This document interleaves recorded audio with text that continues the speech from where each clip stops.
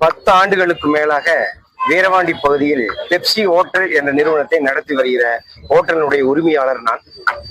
நேற்றைய தினம் மாலை 4 மணி அளவில் இதுபோல் ஒரு சமூக விரோத செயல்களால் எங்களது கடைகள் சூறையாடப்பட்டுள்ளது.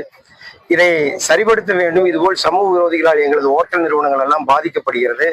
திருப்பூர் மாவட்டத்தில் அடிக்கடி இதுபோல் சம்பவங்கள் நடைபெறுகிறது என்பதை காவல் ஆணையாளரிடம் நாங்கள் மனுவாக கொடுப்பதற்காக எங்களது மாவட்டத்தினுடைய தலைவர் மதிப்பிற்குரிய சாமிநாதன் அவர்களுடைய தலைமையிலே செயலாளர் ரமணாஸ் அண்ணாச்சி அவர்களும் பொருளாளர் அன்னபூர்ணா ராம் அவர்களுடைய தலைமையில எங்களது சங்க நிர்வாகிகள் எல்லாம் ஒன்றிணைந்து காவல்துறை ஆணையாளர் அவர்களிடம் எங்கள் தொழிலை பாதுகாப்பதற்குண்டான நடவடிக்கைகளை நீங்கள் எடுக்க வேண்டும், எங்கள் தொழிலினுடைய பாதுகாப்பை உறுதிப்படுத்தக்கூடிய வகையில உங்களுடைய நடவடிக்கை இருக்க வேண்டும் என்பதையும் அவர்களிடத்தை வலியுறுத்தி மனுவை கொடுத்துள்ளோம். இது எங்களுக்கு பாதுகாப்பையும் தொழிலினுடைய உறுதியையும் பாதுகாப்பு கொடுப்பதாக ஆணையர் அவர்கள் ஒத்துழைப்பு சொல்லி உறுதியளித்துள்ளார்கள் என்ற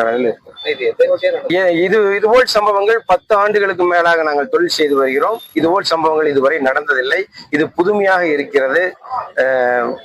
வரக்கூடிய நபர் எங்களிடத்திலே உணவு கேட்கிறார், உணவை கொடுக்கிறோம். காலதாமதம் என அவரே தேவையில்லாமல் பிரச்சனைகளை ஏற்படுத்துகிறார்.